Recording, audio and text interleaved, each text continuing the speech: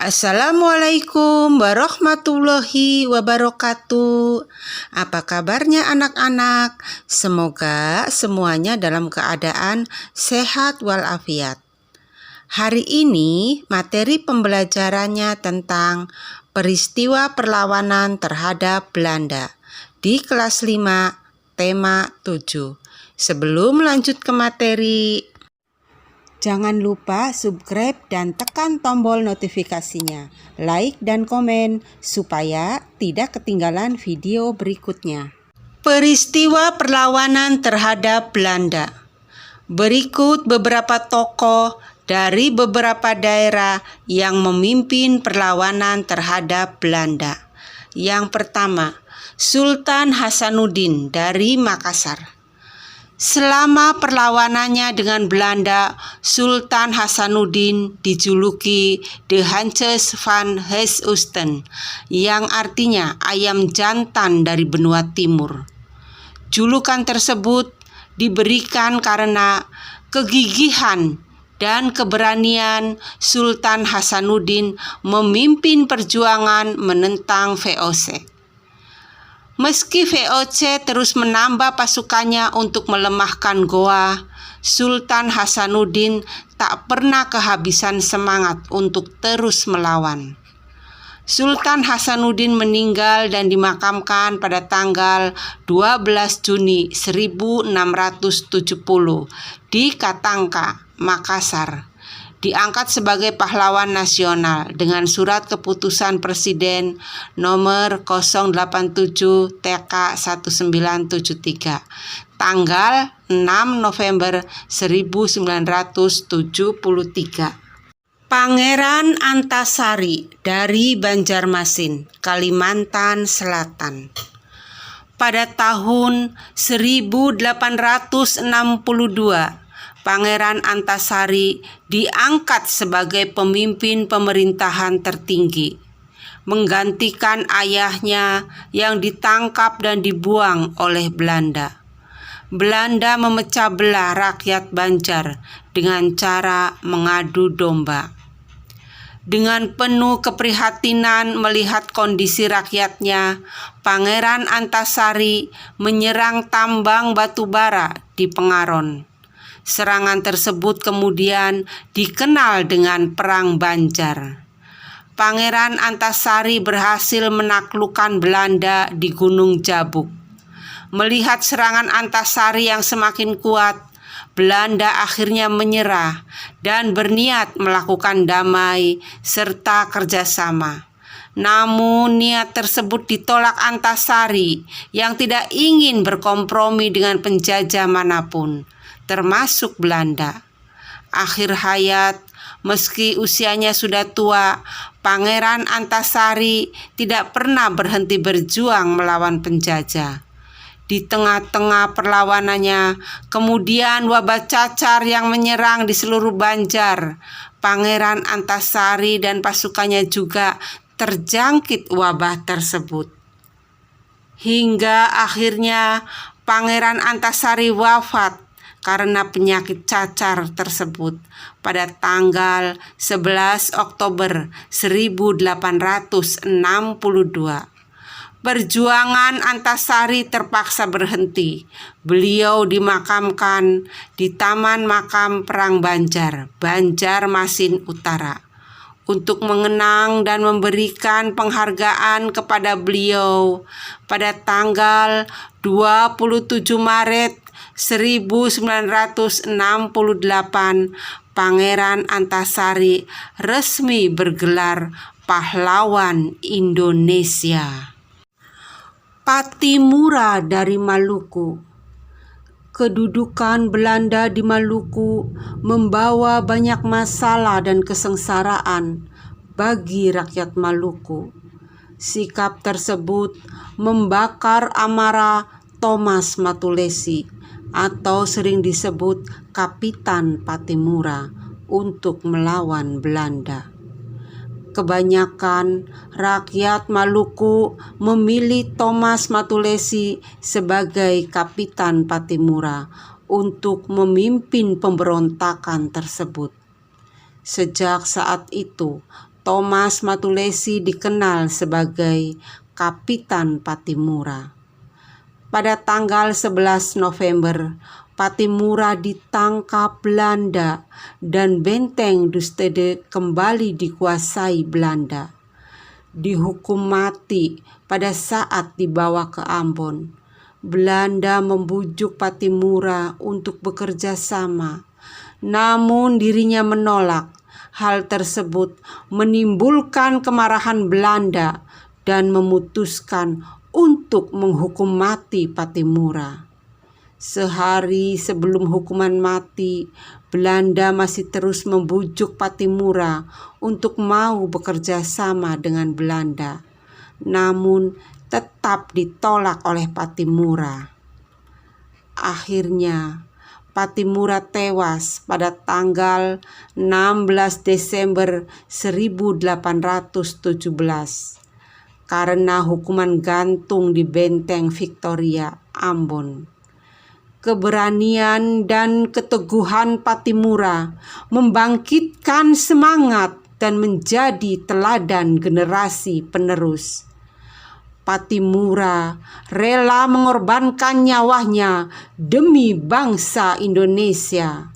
Pada tanggal 6 November 1973, Kapitan Pattimura resmi dinobatkan sebagai pahlawan Indonesia.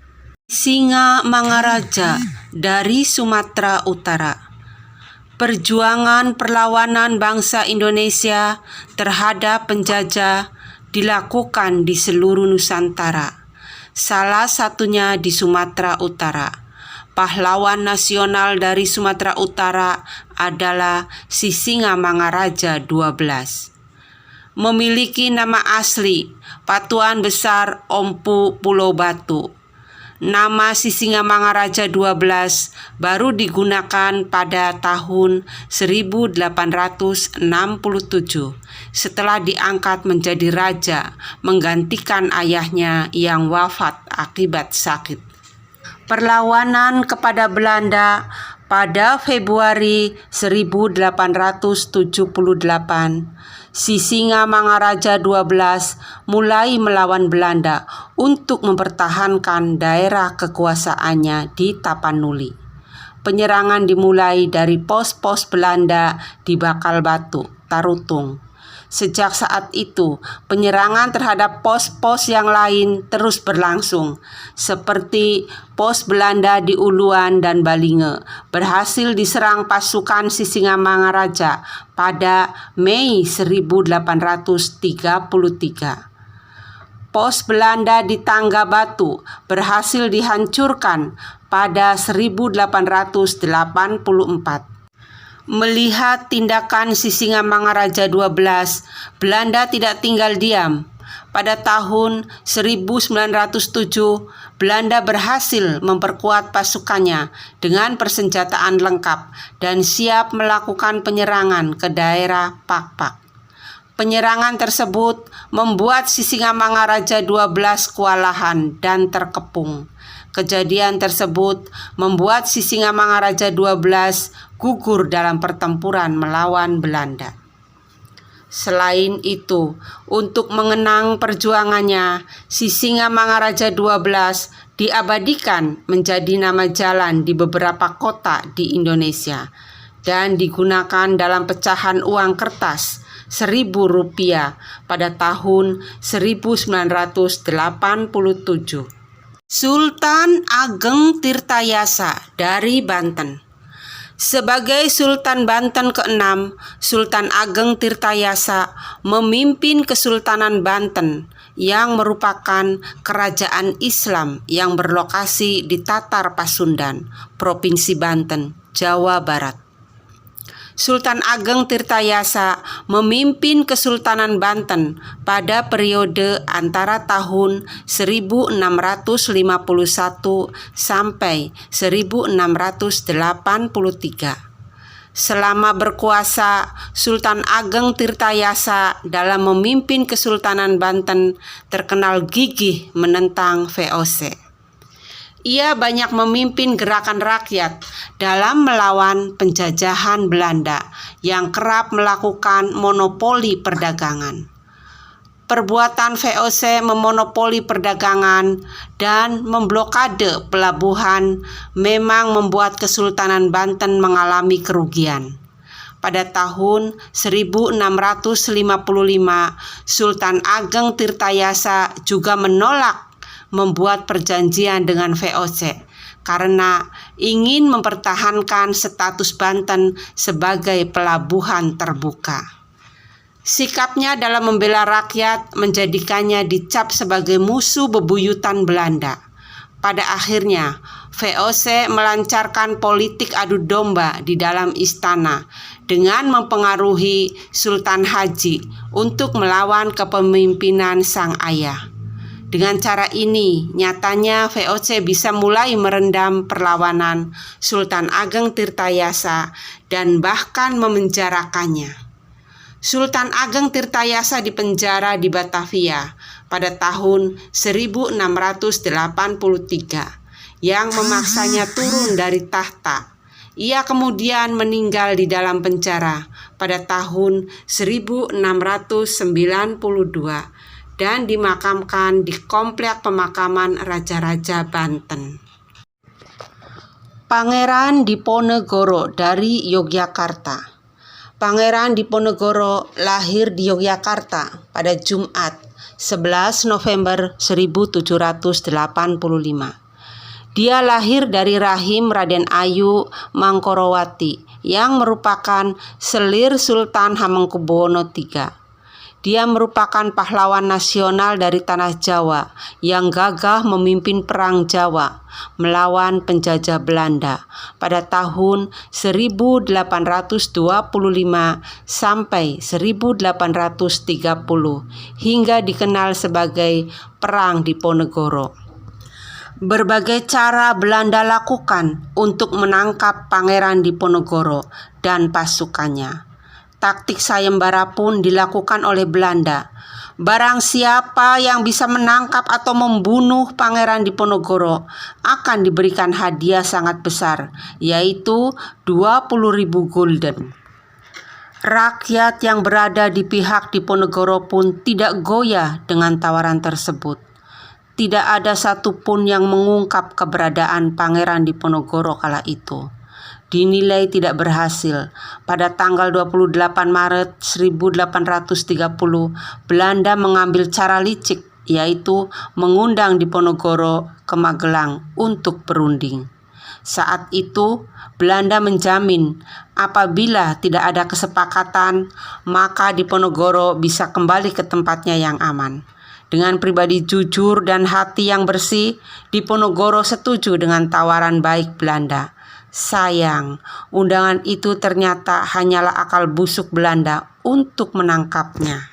Setelah Belanda berhasil menangkapnya pada tanggal 20 April 1830, Diponegoro dibuang ke Manado.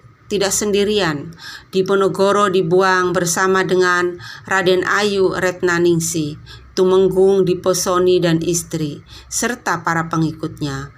Diponegoro berlayar dengan kapal Poluk. Setelah sampai, Diponegoro dan rombongannya langsung ditawan di benteng Rotterdam.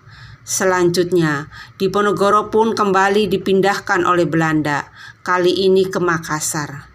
Selama 25 tahun Diponegoro hidup di benteng Rotterdam, Makassar, hingga 8 Januari 1855. Pangeran Diponegoro meninggal dan dimakamkan di kota Pengasihan terakhirnya tersebut. Silas Papare dari Papua. Silas Papare adalah keturunan asli Papua yang lahir di Serui tahun 1918. Silas Papare mengenyam pendidikan sekolah jending dan pendidikan juru rawat. Silas Papare bekerja di rumah sakit di Serui selama 3 tahun. Kemudian bekerja pada perusahaan minyak di Sorong sampai Jepang masuk pada awal 1942. Setelah itu, Silas kembali ke Serui dan menjadi petani. Pada tahun 1944, Silas Papare direkrut oleh Amerika untuk menjadi mata-mata membantu Amerika mengusir Jepang dari Irian. Pasca Jepang kalah pada Perang Dunia Kedua, Belanda kembali mendirikan pemerintahan kolonialnya di Irian. Karena tidak menyukai Belanda, Silas kembali lagi ke Serui dan bekerja di rumah sakit. Pada tanggal 15 Agustus 1962, Papare diminta Presiden Soekarno menjadi salah seorang anggota delegasi Indonesia dalam New York Agreement tentang Irian Barat, yang mengakhiri konfrontasi Indonesia dengan Belanda mengenai Irian Barat. Pada 1 Mei 1963, Irian Barat pun resmi menjadi wilayah Republik Indonesia. Sesuai dengan isi persetujuan New York, nama Irian Barat diganti menjadi Irian Jaya. Papare kemudian diangkat menjadi anggota Majelis Permusyawaratan Rakyat Sementara atau MPRS, mewakili Irian Barat. Bergabungnya Irian Jaya dipertegas oleh hasil penentuan pendapat rakyat atau PEPRA pada tahun 1969 yang dimenangkan oleh pihak yang pro-Republik Indonesia. Kemenangan tersebut sesuai dengan cita-cita perjuangan Papare dalam mewujudkan keinginan sebagian besar rakyat Irian untuk bergabung dengan Republik Indonesia. Pada tahun 1970-an, Silas Papare kembali ke tanah kelahirannya di Serui. Papare meninggal di pulau kelahirannya pada tanggal 7 Maret 1978 dalam usia 60 tahun. Namanya diabadikan menjadi salah satu korvet Angkatan Laut Republik Indonesia atau ALRI dengan nomor lambung 386. Selain itu, di Pelabuhan Laut Serui didirikan pula Monumen Silas Papare. Sementara di Jayapura, namanya diabadikan sebagai nama sebuah perguruan tinggi, yaitu Sekolah Tinggi Ilmu Politik atau STISIPOL Silas Papare. Oleh pemerintah Indonesia, Silas Papare dianugerahi gelar yaitu Pahlawan Nasional pada tanggal 14 September 1993. Demikian pembelajaran materi hari ini tentang peristiwa perlawanan terhadap Belanda. Sampai ketemu pada pembelajaran berikutnya.